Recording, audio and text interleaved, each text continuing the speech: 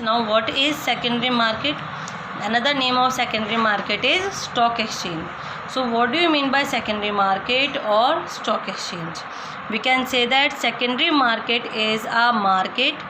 It is a market for purchase and sale of existing securities.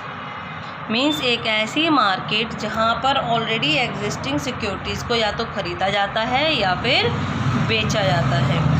You know the meaning of existing security. क्या बताया था पहले already. Company अपने shares को किसको बेचती है? इन्वेस्टर्स को बेचती है. जब हमारी कंपनी अपने शेयर्स को डायरेक्टली अपने इन्वेस्टर्स को सेल करती है, नए शेयर्स को इन्वेस्टर्स को बेचती है, तो ये ट्रांजैक्शंस हमारी आती थी प्राइमरी मार्केट में. फिर अगर हमारे इन्वेस्टर को फर्दर फंड्स की रिक्वायरमेंट होती है, वो अपने शेयर्स किसी दूसरे इन्वेस्टर को इशू करता है, then these transactions are considered as transactions of secondary market.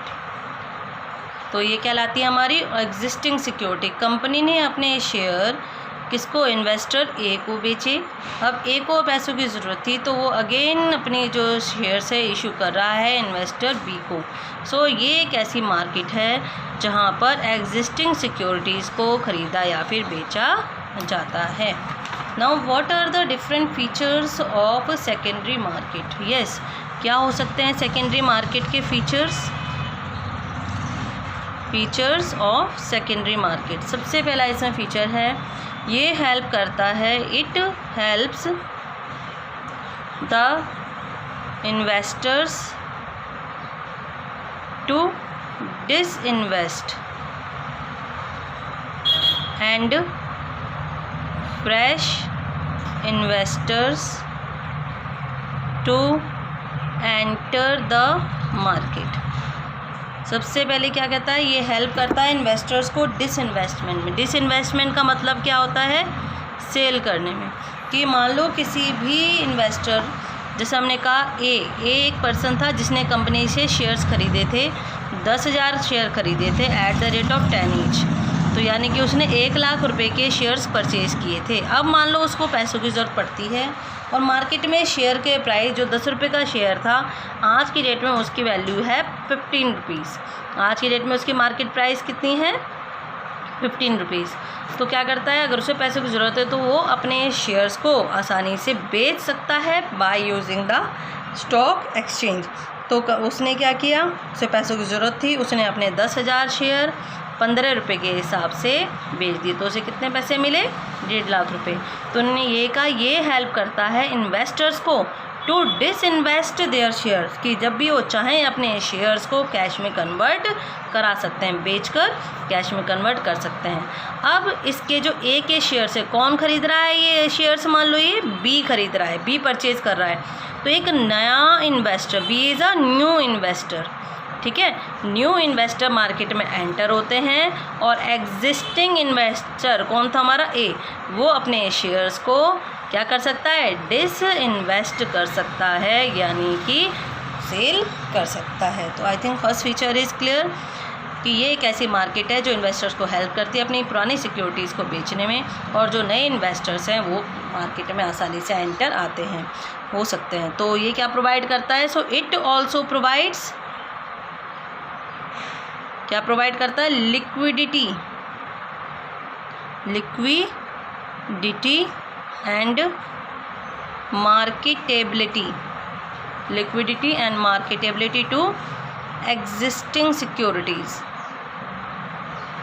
Liquidity का मीनिंग आपको पता है? कन्वर्जन इनटू कैश, कि जब भी आप चाहो अपनी सिक्योरिटीज़ को आसानी से कैश में कन्वर्ट कर सकते हो, ठीक है. वाइल मार्केटेबिलिटी मीन्स, मार्केटेबिलिटी का मीनिंग क्या होता है? Buying and selling of security. यहाँ पे कौन सी सिक्योरिटीज़ की बात कर रहे हैं हम? एग्जिस्टिंग सिक्योरिटी के बारे में. तो ये कह सकते हैं स्टॉक मार्केट एक ऐसी जगह है, एक ऐसी प्लेस है जहाँ पर आप अपनी सिक्योरिटीज़ को जब भी चाहो कैश में कन्वर्ट करा सकते हो by buying and selling of the existing security. Now the third feature is it contributes contributes to economic growth. अब इकोनॉमिक ग्रोथ कैसे पॉसिबल है कि स्टॉक एक्सचेंज क्या काम करता है? स्टॉक एक्सचेंज हमारे फंड्स को क्या करता है? ट्रांसफ़र करता है, या हम कह सकते हैं इन्वेस्ट करता है। कहाँ पर? इनटू द मोस्ट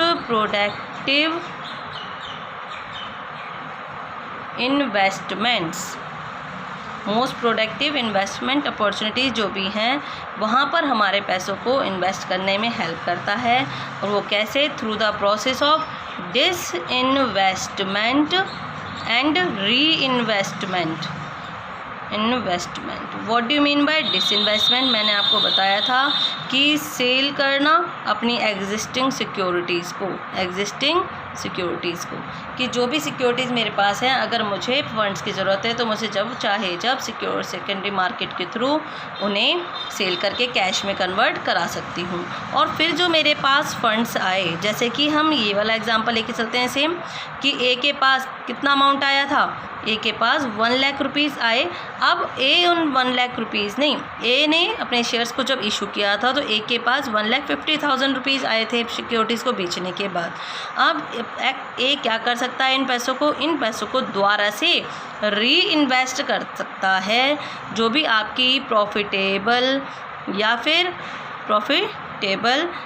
या आपकी जो है प्रोडक्टिव इन्वेस्टमेंट्स हैं, वहाँ पर उस पैसे को दोबारा से री इन्वेस्ट कर सकता है। देन इससे क्या होगा? It will leads to increase in profit, और जब प्रॉफिट इंक्रीज़ होगा then it will leads to increase in economic development. तो तभी उसके थ्रू आपकी इकोनॉमिक डेवलपमेंट भी पॉसिबल होगी। So through the process of disinvestment and reinvestment it helps in contribution to economic growth.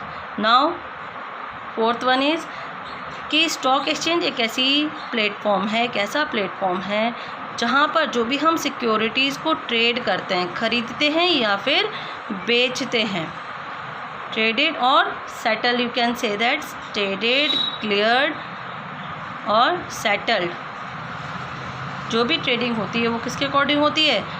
With in the framework